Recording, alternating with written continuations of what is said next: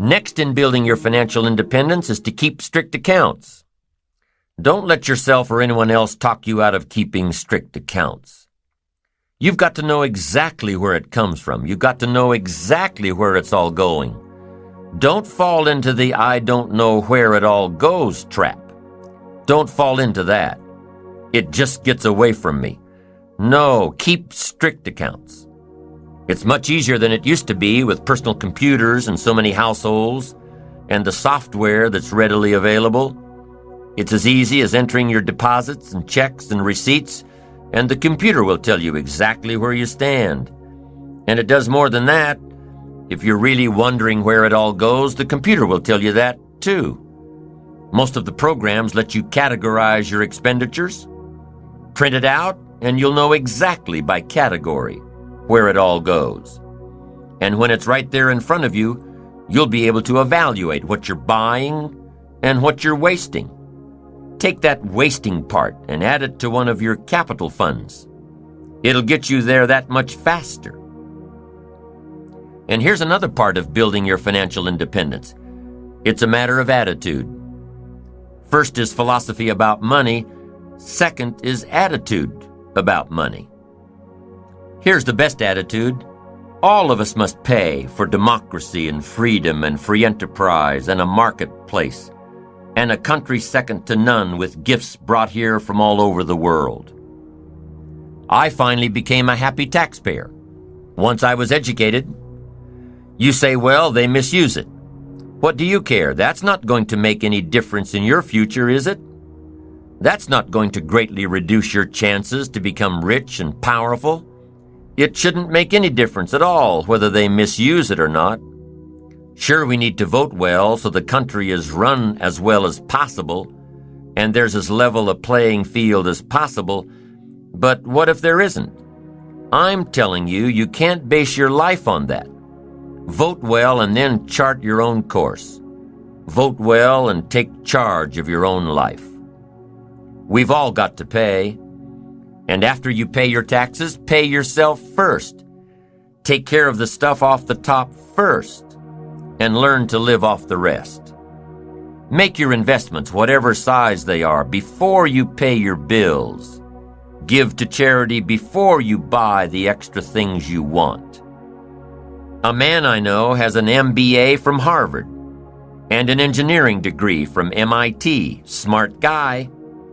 Semi-retired now and doing what he likes best, teaching. He teaches college courses in economics and business planning. But when he teaches economics, he also teaches personal economics. This is what he starts his classes with. Decide how you want to live now versus how long you want to work. Decide how you want to live now versus how long you want to work. This means if you want to spend everything you make now, you'll have to work longer and harder. If you spend everything you make now, you'll have no choice but to work longer and harder. But if you start investing in your financial future now, you'll have the choice between retiring early or traveling more or continuing your career or starting a new career later in life. Once again, it all comes down to choices. Think tomorrow today and live better tomorrow. Here's the next thing to think of when you're planning your economic future. Be careful with your credit cards. Selling money is big business. You probably get invitations in the mail to sign up for a new credit card a couple of times a month. Having some credit cards is important, especially if you travel. It's safer than cash. It's easier to track than cash. But be careful. I know that's hard. When you buy something with a little piece of plastic, you don't feel the effect until you get the bill.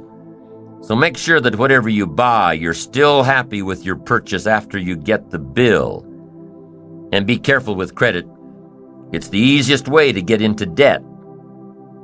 Go into debt strategically, not habitually. If your business is high risk, if you're an entrepreneur whose career requires a great deal of risk and a great deal of strategic debt, keep the debt in your business and out of your personal life. I know this one's hard too. because for most entrepreneurs looking for capital, the lender requires you guarantee the debt personally. So plan your debt just as you plan your fortune. Here's another point to remember in becoming financially independent. It's hard to get rich fast. It's easy to get rich slowly. It doesn't happen overnight. With conservative investments, it takes a while.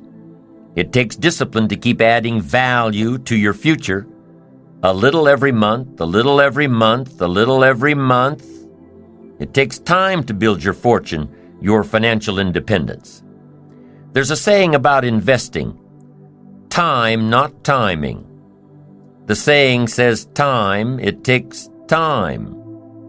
Now, if playing the stock market is what you do, then you know that timing is a whole other ball game. But for the average person, it's time. A study was done a while back that analyzed stock market investments. The study took two scenarios into consideration. The first one took place over 40 years. In the first scenario, stocks were bought at the very worst possible time and sold at the very worst possible time. Bought high and sold low. And after 40 years, the average return was around 10%. Scenario 1 dealt with time. Now, in the second scenario, stocks were analyzed over a 10-year period. The second scenario dealt with timing. Stocks were purchased at the best possible time and sold at the best possible time. After 10 years, the average return was around 10%.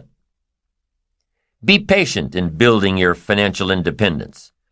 It will come small steps at a time, little advantages after little advantages.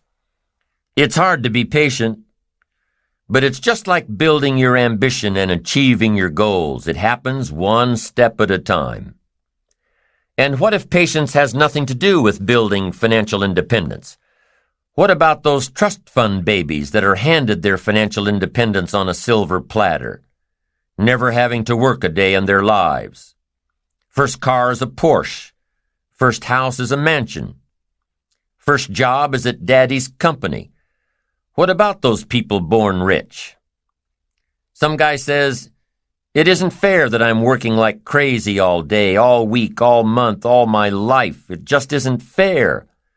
I'll never have that kind of money." Well, some things aren't fair. Inheriting money. But what does that have to do with you, really? If your goal is to have greater financial independence than some of those you know, then you'd better start working harder and smarter on your goals, your own visions, and stop pondering what's fair and what isn't. Start examining what's keeping you back instead of what's keeping them ahead. Start looking at what you're doing. Start looking at you instead of it. There are plenty of stories and examples and experiences of people who began their careers destitute and had enough resolve to do it until they had more than they ever dreamed of. Study the experiences of others who built their way to the top instead of those who were born there. And what if you decided you had to be rich? What if you really followed the power of your ambition and your life started turning around? Well, aside from getting on the right track, increasing your earning potential, decreasing the percent you spend, increasing the percent you save, invest, give away, aside from all the benefits of achieving, there will also come some disappointments. Disappointments in the circle of friends you started with. One of the disappointments that come from achieving all you can be is in the people who choose to remain right where they are. They will chastise you for your accomplishments. They will abandon you for trying to become better. They will remain behind and say, "Boy, he's forgotten us now that he lives so well." And they'll probably say more than that.